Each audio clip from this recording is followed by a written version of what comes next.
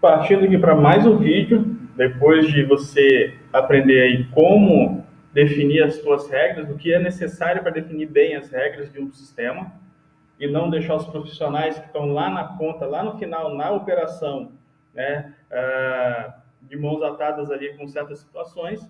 Então, já começa definindo bem. Agora vamos para o terceiro vídeo da série, que eu vou falar sobre o front-end aqui da minha aplicação. Então, como o meu projeto requisitou essa divisão, o teu pode ter menos ou pode ser mais, depende do projeto, por isso que o gestor ele tem que estar ativamente dentro do projeto, ele não pode ser simplesmente pegou o projeto com o cliente e passou para o profissional. Não. Se você gerencia, faça seu trabalho bem feito.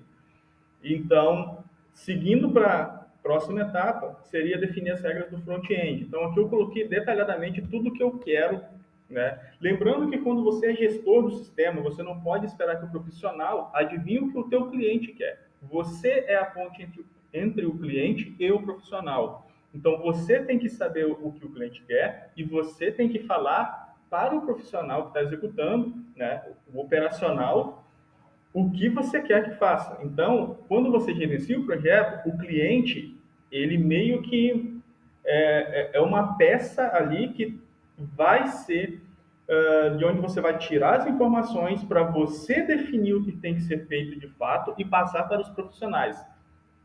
Tem muito gestor que coloca o profissional de frente com o cliente para entender o projeto, porque o gestor não entendeu. Não acho isso bacana, porque se você, como gestor, não entendeu o projeto, você não deveria nem ter pegado o projeto. Então, reveja seus conceitos e assuma a responsabilidade sobre o projeto que você gerencia. Pelo menos é o que eu faço quando eu gerencio os projetos.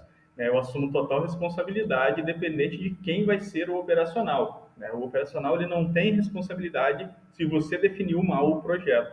Então, é você e o cliente, e depois você e o operacional.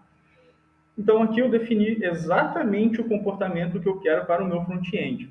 Porque com todas essas informações que eu defini para o meu front-end, que é simplesmente um formulário, parece muito simples ali, né? Um formulário de criação de conta, mas olha a quantidade de informações que eu tenho simplesmente para definir isso muito bem para o designer, para o front-end e para o back-end.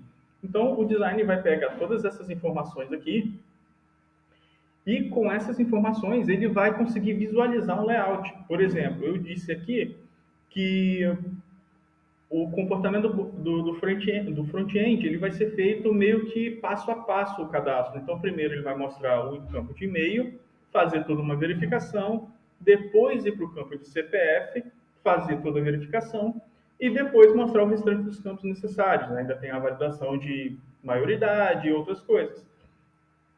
Com base nessas informações, o designer ele pode ter vários insights de como fazer esse layout. Ele pode fazer um layout com navegação passo a passo, ali mostrando cada passo. Ele pode fazer um layout com telas separadas. Ele pode fazer um layout com acordeon, layout de sanfona, que vai descendo de passo a passo na tela.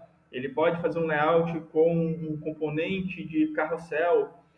Então, isso dá a liberdade dele saber o que ele pode ou não fazer, porque tendo essas informações claras e bem definidas, ele não vai cometer a gafe, por exemplo, de colocar todos os campos logo de cara com um botão de fazer cadastro, porque não é isso que eu quero. Eu quero que o botão de cadastro, finalizar o cadastro, esteja lá no final, né, do terceiro passo. Então, vai ter o passo 1, passo 2 e o final, o passo 3. Se eu não especifico isso daqui, o layout pode vir totalmente fora do que eu esperava. E daí eu perco o meu controle sobre o que eu quero como gestor. Então, eu defini com o cliente que vai ser dessa forma, o cliente me deu a permissão de eu definir qual é a melhor forma, então eu vou definir detalhadamente e depois passar para o designer. O designer precisa ter muito bem detalhado para o front-end fazer. Então, no próximo vídeo, eu vou falar um pouquinho do front-end e do back-end em trabalho em conjunto com o designer. Porque o design é a primeira etapa. Se o design sair errado, provavelmente o front e o back vão sair errados.